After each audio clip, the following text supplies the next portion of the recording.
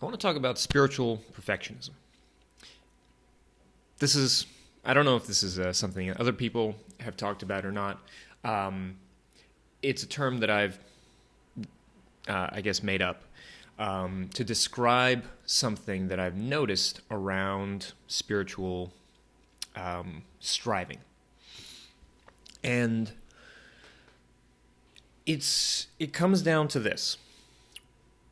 It's the belief, very much like regular perfectionism, that you have to be perfect to be worthy at all. And it's the way that it takes hold, the way that it shows up, is you have to be like Jesus. You got to be like the Buddha. If you're not like, Mother Teresa out in Calcutta, then you're doing it wrong and you're a failure. And there's this belief that I see. Not everyone has this. Not everyone has this kind of, self-flagellating perspective on spirituality. That's an all or nothing thing. But there very much is a kind of hierarchy that seems to be implicit in spiritual work and spiritual practice. And there's this tendency of thinking of like, well, there are certain people that have achieved and attained perfection. And I haven't done that, which means that I am not as good, that I am not perfect, that I am not as good as them, and all of this fear, anxiety comes rushing in. And this prevents us from moving forward. This prevents us from the looseness and the self-love and the openness that truly allow for spiritual progress, psychological, emotional progress and development. And I think that this spiritual perfectionism, it comes from, I think it's very similar, and maybe in a sense it's the same as perfectionism, regular perfectionism, just transposed into the spiritual world. And what is perfectionism really about? Your run-of-the-mill, regular perfectionism. It's this fear. It's fear, first and foremost. And it's specifically the fear that if you are not perfect, then you are not worthy. You're not good enough. It's that fear that you are not good enough. And if we can attain, enough awards, enough, rewards, enough, whether it's with the way we look and the weight that we have, or how many people cite our essay or report, or how many likes we get on Facebook, or how on and on and on, all these different ways of ranking ourselves in terms of performance. And it creates, on the one hand, it creates this illusion of progress, this illusion of, well, I'm achieving, I'm attaining, other people are giving me the thumbs up, I'm doing good, I must be progressing. But it's really hiding the fact that at your core, you're not moving anywhere. You're just circling around the same insecurity, the same wound. And this is a wound that usually comes from early on in life, usually from childhood, where we got the message that we are not good enough, that we have to perform, excel, get good grades, perform well on the sports team, get the gold medals, and if we don't do that, then the love we get from our parents, from our teachers, from our coaches, from our friends is conditional. We get love and rewards and the sunny light of other people's attention only if we show up as this marvelous thing that they want to see.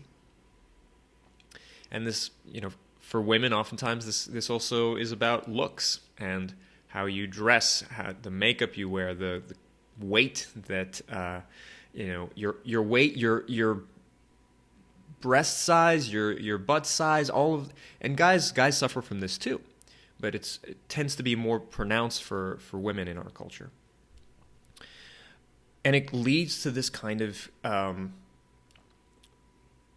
chronic anxiety, this chronic striving for perfection.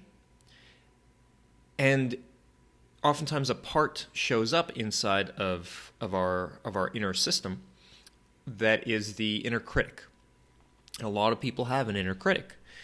And usually the inner critic is yelling and screaming,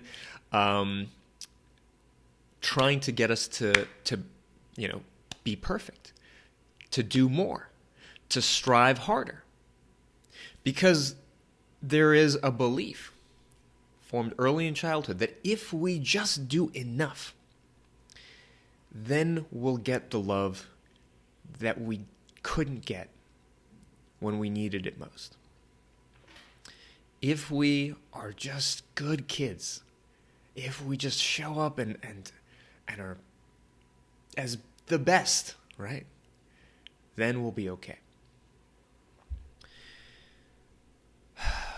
And the sad part is, this voice that is, yelling and screaming at us to get our shit together, to be perfect, it's taking on the very same voice and negative messages that we received as kids, sometimes even sounding like the coach or the parent or the teacher.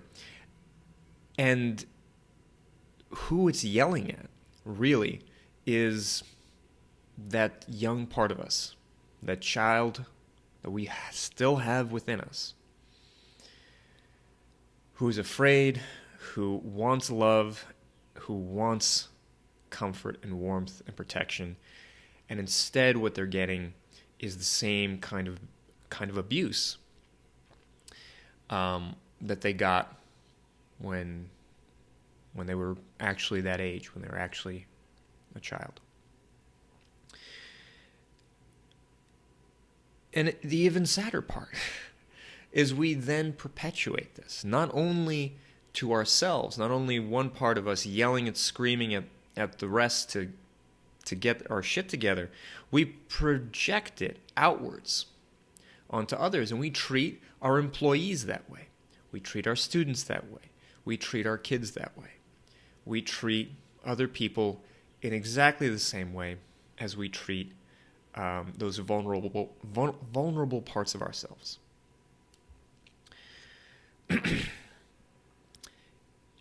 When it comes to the spiritual domain, we do the exact same thing, where we see this kind of hierarchy of spirituality, this perceived hierarchy, and we see someone at the top, right? Whether it's whatever faith you're in, whether it's Muhammad or Jesus or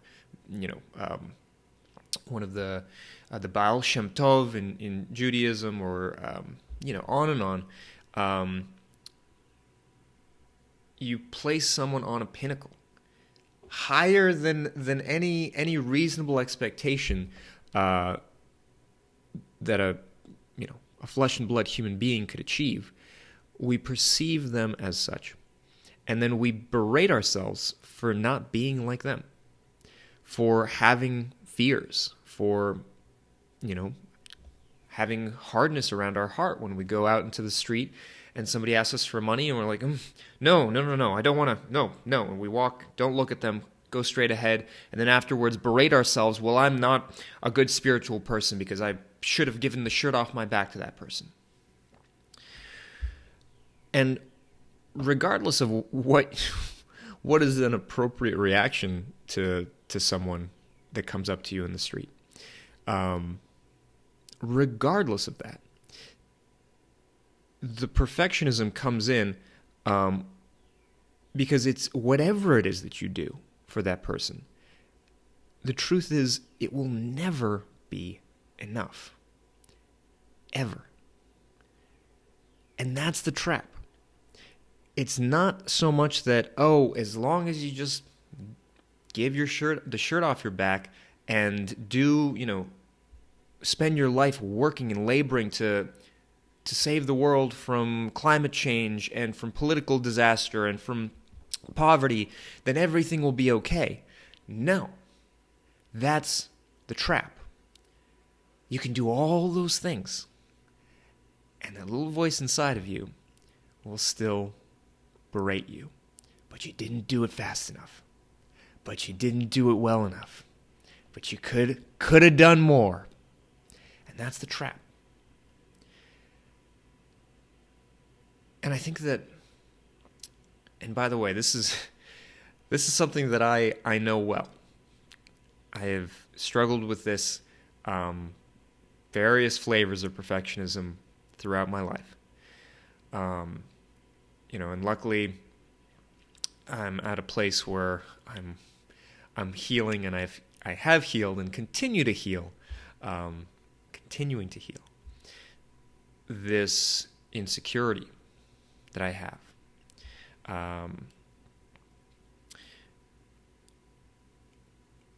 And what I find interesting when we're looking at the spiritual domain, when we look at these examples of spiritual masters, right?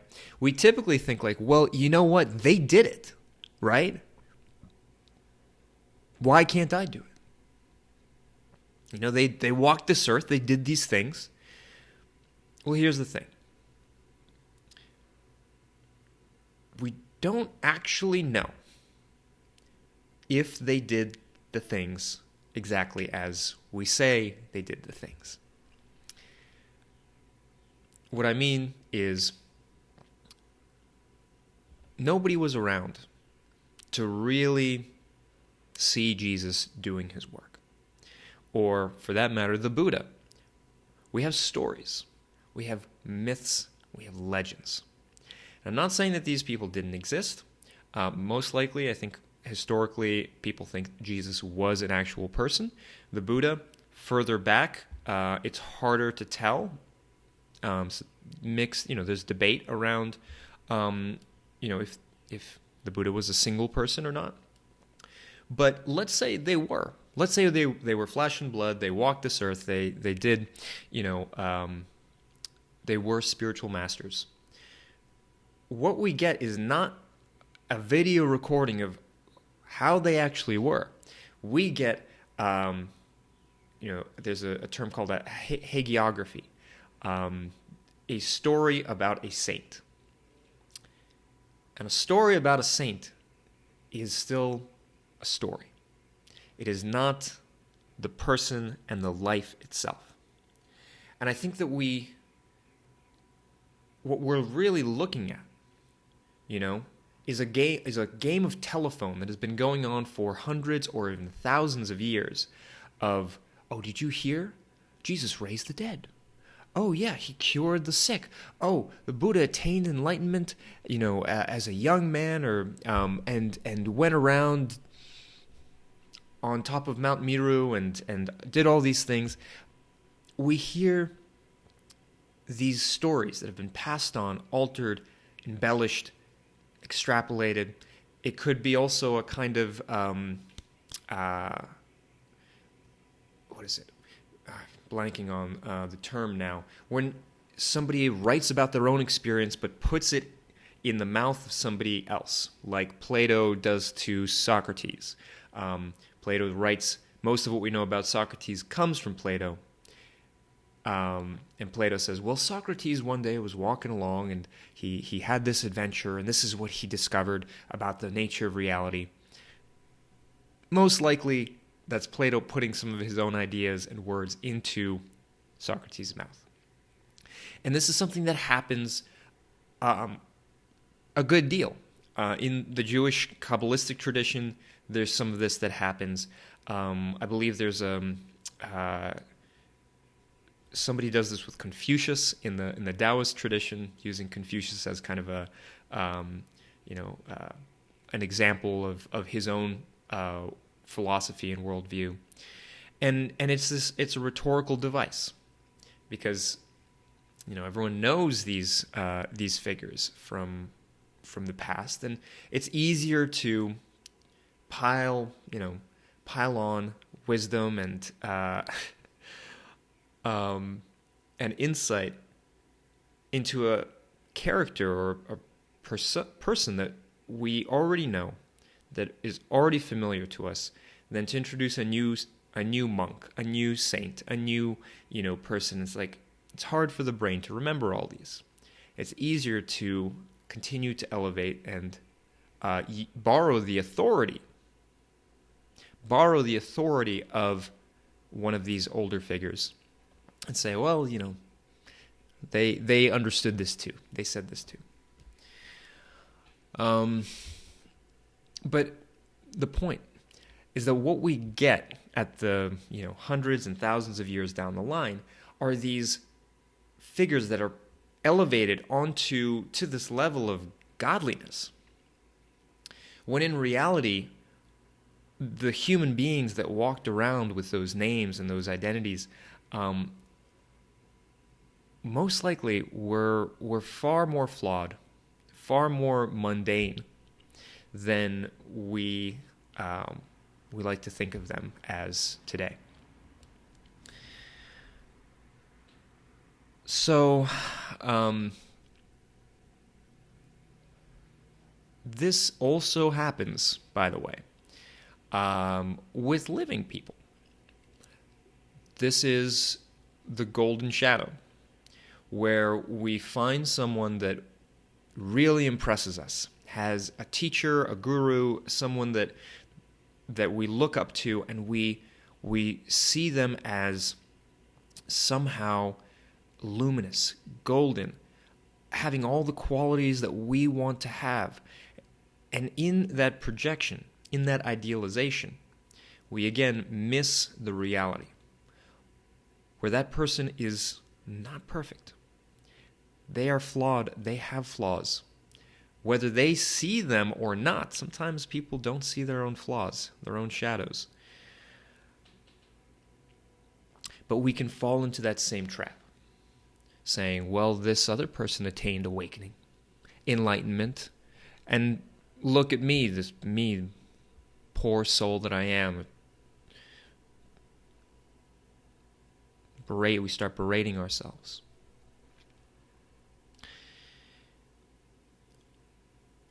The truth is, each and every one of us has a part of us that is already awake, that is already enlightened. There is nothing fundamentally to achieve. There is nothing to do. There is nothing to prove. And when we drop in to that part of us, some call it the soul, some call it the self, with a capital S, the God seed, as Meister Eckhart described it, the divine spark, as the Kabbalists called it. When we drop into that, when we allow the other parts of us to step back, and this divine quality within us, when that comes forward, there is nothing to do, nothing to achieve, nothing to prove. We feel ourselves truly entering into perfection. And that perfection is not the kind of perfection that there's not a mark on us, and that everything we say and do is without pain or without flaw. No, it's not that kind of perfection. It's the perfection that we gain when we understand that the world is already perfect. It has always been and will always be. And when we feel that we are a part of that world, and in fact, indistinguishable, that the bounds of our being dissolve and we and the world are one and the same, then we realize and recognize that while no individual, while no part of the whole is perfect on its own, by virtue of the fact that it is connected with and indistinguishable from the whole, every part of the universe is perfect, because the universe itself is perfect. No part of the universe, nothing within the universe is ever perfect, but the universe itself is. So if you're looking for perfection in another person, in yourself, give up. Give up. You're not going to find it, because it's not achievable, ever. But perfection does exist. It is the world itself. And we can take part in that perfection if and only if we recognize that we are not separate from the world. That all our flaws, that all our anger, that all our fear, that all our greed, that all our imperfect love, and all our attempts to be human, to be a good human, even all of that is perfect in the grand scheme of the cosmos. When we can let that in, when we can take that in and really, really own it, really feel it, really drop in, and suddenly the wound begins to heal.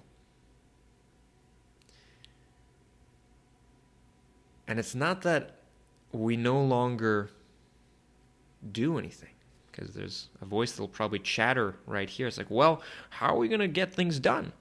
How are we going to improve the world? How are we going to do good for people? It's not about improving the world. It's about being awake and listening. What is it that is being called for right now? What can I do? What am I truly needed for? And if you can hear that, and if you can respond to that, then you simply get up and you act. You do what is in joyous, loving alignment with your particular incarnation, with your personality, with your physical structure, with your skills and abilities, your social connectivity. All of those, when combined with the fundamental aspect of love and acceptance and understanding that you are no different than anyone else or the universe around you, that you are inextricably the same, then you can act from a truly moral place, and your actions become perfect, flowing perfection. Not because you're trying to be perfect, because they inherently already are. And you're just simply enjoying it. You're just having a time.